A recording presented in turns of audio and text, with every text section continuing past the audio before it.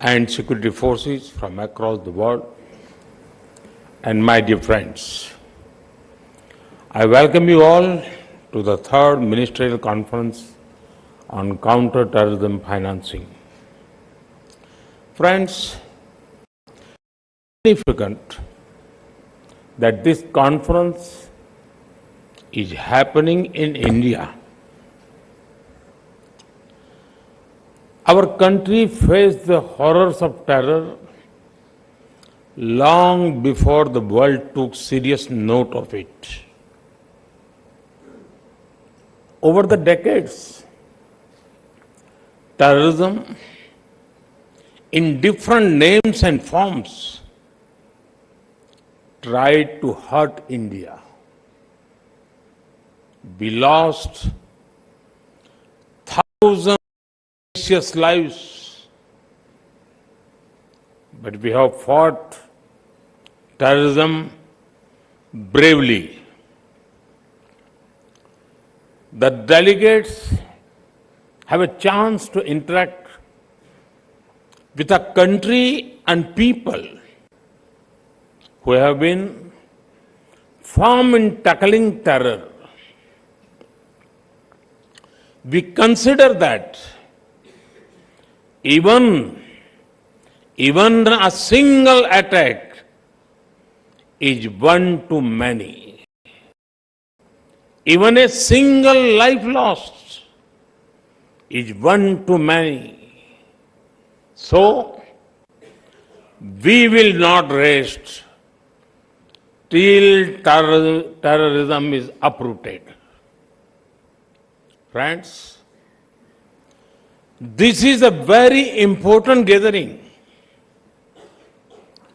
It should not be seen as a gathering of ministers only, because it deals with a subject that impacts entire humanity. The long-term impact of terrorism is particularly hard on the poor and on the local economy. Be it tourism or trade. Nobody likes an area that is constantly under threat. And due to this, livelihoods of people are taken away. It is all the more important that we strike at the root of terror financing. Friends, in today's world, ideally, there should be no need for anyone to remind the world of the dangers of terrorism. However, there are still mistaken notions about terrorism in some circles. The intensity of the reaction to different attacks cannot vary based on where it happened. All terrorist attacks deserve equal outrage and action. Further, sometimes there are indirect arguments in support of terrorism to block action against terrorists. There is no place for an ambiguous approach while dealing with a global threat. It is an attack on humanity, freedom, and civilization. It knows no boundaries. Only a uniform, unified, and zero-tolerance approach defeat terrorism. Friends, fighting a terrorist and fighting a terrorism are two different things. A terrorist may be neutralized with weapons. Immediate tactical responses to terrorists may be an operational matter, but tactical gains can be lost without a larger strategy aimed at hurting their finances. A terrorist is an individual, but terrorism is about a network of individuals and organizations. Uprooting terrorism needs a larger proactive response. If we want our citizens to be safe, then we cannot wait until terror comes to our homes. We must pursue terrorists, break their support networks, and hit their finances. Friends, it is well known that terrorist organizations get money through several sources. One source is state support. Certain countries support terrorism as part of their foreign policy.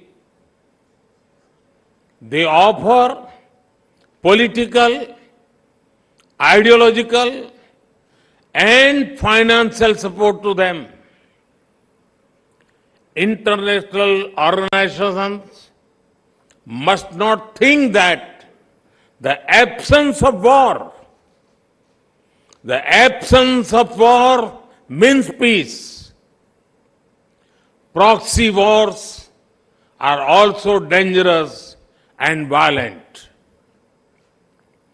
There must be costs imposed upon countries that support terrorism. Organizations and individuals that try to create sympathy for terrorists must also be isolated. There can be no ifs and buts entertained in such matters. The world needs to unite against all kinds of overt and covert backing of terror. Friends, one of the sources of terror funding is organized crime. Organized crime should not be seen in isolation. These gangs often have deep links with terrorist outfits. The money made in gun running, drugs, and smuggling is pumped into terrorism. These groups help with logistics and communication too. Action against organized crime is extremely important in the fight against terror. At times, even activities like money laundering and financial crimes have been known to help terror fundings. Fighting it needs global collaboration. Friends, in such a complex environment, the United Nations Security Council, Financial Action Task Force, Financial Intelligence Units, and the Egmont Group are boosting cooperation in preventive detection and prosecution of illegal fund flows. This is helping the war against terror in many ways over the past 2 decades. This also helps in understanding terror funding risks. Friends, now the dynamics of terrorism are changing. Rapidly advancing technology is both a challenge and a solution. New kinds of technology are being used for terror financing and recruitment. Challenges from the darknet, private currencies, and more are emerging. The need for a uniform understanding for new finance technologies. It is also important to involve the private sector in these efforts. From a uniform understanding, a unified system of checks and balances and regulations can emerge. But we must be careful about one thing. The answer is not technology. Instead, it is to use technology to track, trace, and tackle terrorism. Friends, today, cooperation is needed, not only in the physical world, but also in the virtual world too. The infrastructure used for cyber terrorism and online radicalization is disturbing. Some also offer weapons training from a remote location and online resources, communications, travel, logistics. There are many links of the chain in different countries. Each country can and must act against the part of the chain within the reach. Friends, many different nations have their own legal principles, procedures, and processes. Sovereign nations have a right to their systems.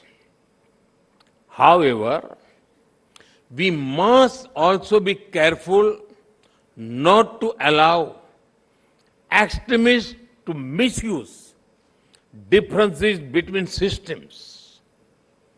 This can be prevented through deeper coordination and understanding between governments.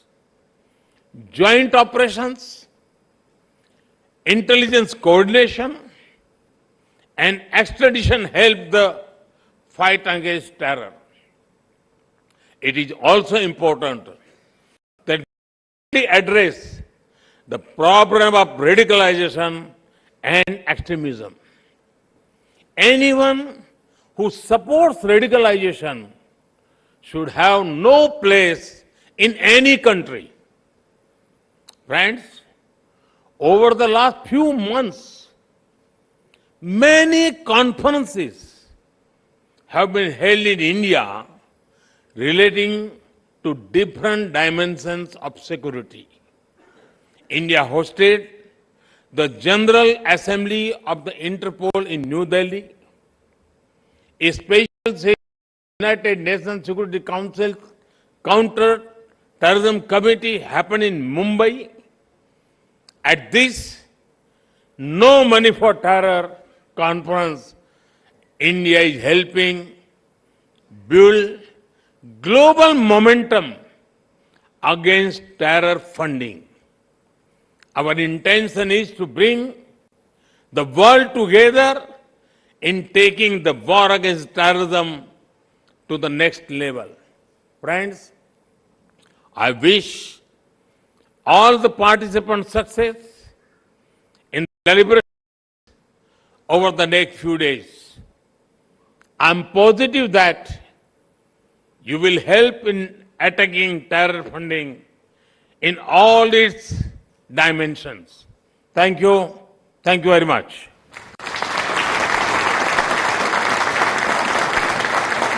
Thank you, Honorable Prime Minister, sir, for your global vision, your resolve, and your clarion call for a collective, effective zero-tolerance approach, and your deep guiding insights into tackling the menace of terrorism and terror financing. Thank you, Honorable Prime Minister, sir, for your guiding message.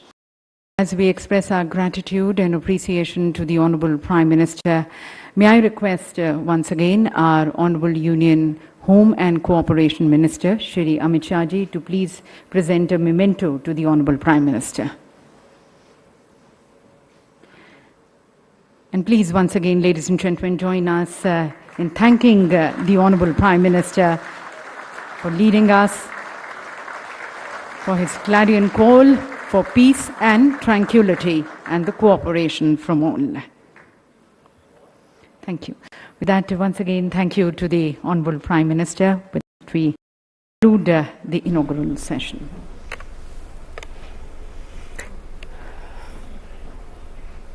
तो आप सुन रहे थे प्रधानमंत्री नरेंद्र मोदी को, जिन्होंने नई दिल्ली में आतंकवादी वित्त पोषण को रोकने के लिए